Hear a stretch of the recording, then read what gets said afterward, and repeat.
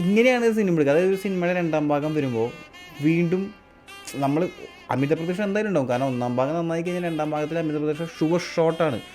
അതെല്ലാം എന്താ പറയുക, ഞാനെന്നല്ല എന്നെപ്പോലുള്ള പ്രേക്ഷകർ ഇന്ന് രാവിലെ എന്ത് തിരക്കായിരുന്നു. അതൊന്നും ഞാൻ ആൾക്കാരെ എക്സ്പെക്ട് ചെയ്തിട്ടേ ഇല്ല. ഒരു കന്നഡ പടമാണ്, അത് നിങ്ങൾ മനസ്സിലാക്കണം. ഈ ഒരു പടത്തിന് ഇത്രയും തിരക്കുണ്ട്, ഇത്രയും പ്രതീക്ഷ വെച്ച് അമിത പ്രതീക്ഷ വെച്ച ആൾക്കാർ വന്നിട്ടുണ്ടെങ്കിൽ അവരെ സാറ്റിസ്ഫൈ ചെയ്ത് വിടുന്ന രീതിയിലാണ് സിനിമ ഉണ്ടാക്കിയാണ്.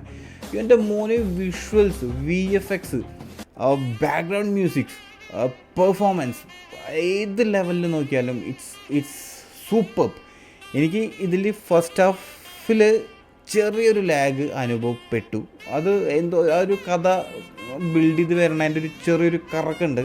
പക്ഷേ ആ ഫസ്റ്റ് ഹാഫ്, ഐ മീൻ അതിന് ആ ഇൻ്റർവെൽ പഞ്ച് എന്ന് നമ്മൾ പറയപ്പെടുന്ന പല സിനിമകളും നമ്മുടെ സെക്കൻഡ് ഹാഫിലേക്ക് ഇരുത്താൻ പോകുന്ന ആ ഫസ്റ്റ് ഹാഫിലെ പഞ്ച്, ഇറ്റ്സ് അമേസിങ് മാൻ. ഒരു രക്ഷയില്ലാത്ത സാധനം.